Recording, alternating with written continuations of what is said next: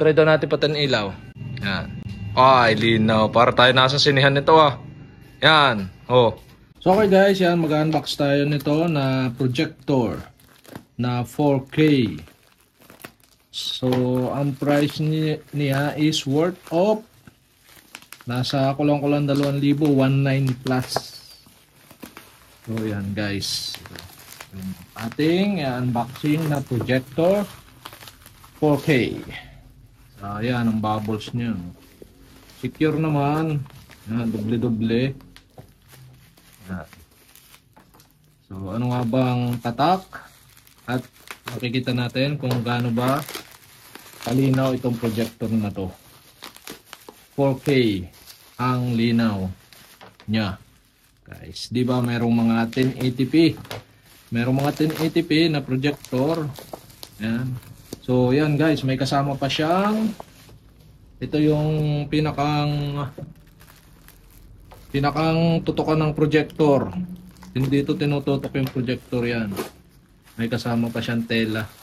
Para pagtutok ng projector yan, kung wala kayong mga white na dingding o puti na dingding, yan, may kasama na siya. Ano itong kasama yan? Pang patsi o. Ipapatsi siya tapos isasabit yung tela. Yan, ito yung tela. Yan, mamaya na natin yung buksan. Dito muna tayo sa ating projector. Yan. Ultra HD na siya. High dynamic range. Tapos, highlight coating lens. HD siya. USB. Yan guys. So, LED source projector. Multimedia projector. Open na natin. Open na.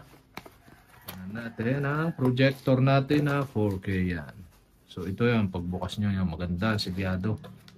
Yan, ito. Yun. Ang pinakang lens niya. Yan. Ito na. Ito na yung pinakang lens niya guys, yan. Ito yung 4K na projector natin, yan. Order, yan. Ito na.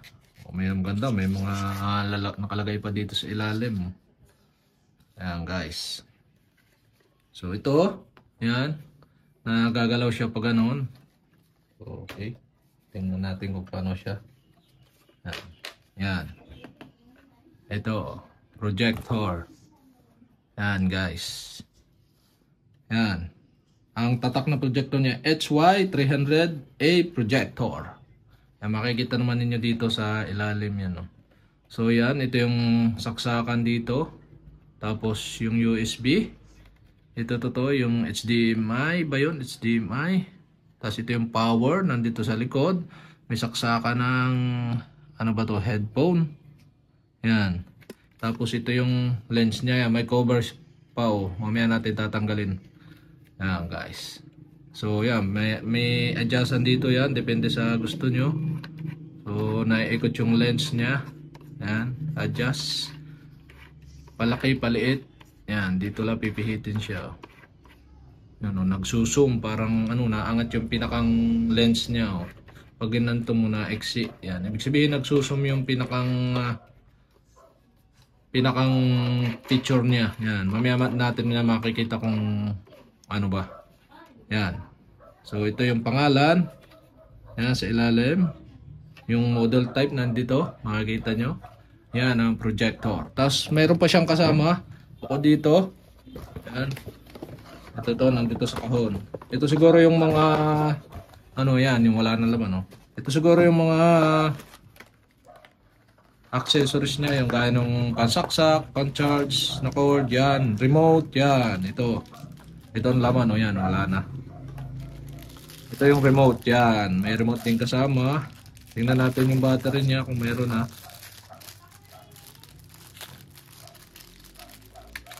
So wala pa siyang battery. Ang battery niya is yung AAA. AAA battery. So wala pa siyang kasama. Yan guys. Tapos ito yung cord niya. Pang 220 volts. Outlet 220. Yan. Tapos, ang kasama na manual. Yan. Smart projector. Quick Installation Guide. Yan guys, ito yung pinakang manual niya, nakasama yan. Mababasa nyo naman kung paano gamitin. Nandito. Yan, hindi na natin babasahin. So, papakita lang natin to yan. Dito siya nilalagay yan. Dito. Okay, try na natin ilagay. Yan. Ganun lang, madali naman lang ilagay. At ready to plug to 220 volts. Yan guys, so ito na yan. Naisaksak na natin, power on na natin. At ito na yung kinalabasan. Yan, ay quality yan Ganito siya kalayo, yan dito.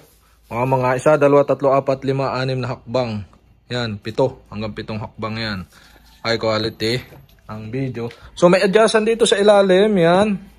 Yan, pag in-adjust nyo dito, pagka bukas nyo at malabo, yan, pag ganyan ang lumabas, medyo malabo, so pipihitin nyo lang dito sa ilalim. Yan, para mag-adjust. Yan, humukha na linaw. Yan, ay linaw na.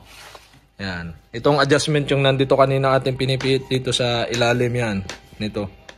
Para matimpla yung layo niya. Yan. Guys, kita nyo, Yan, linaw. Yan, yung projector na bago. Worth of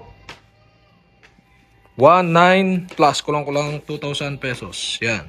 Pag gusto nyo bumili, so, to yan, sa ilalim makikita nyo yung pangalan yan. Yun, HY300-A projector. Yan, ang quality. Lalo na yan, maliwanag pa kung pinatay mong ilaw. Try daw natin patan ilaw. Yan.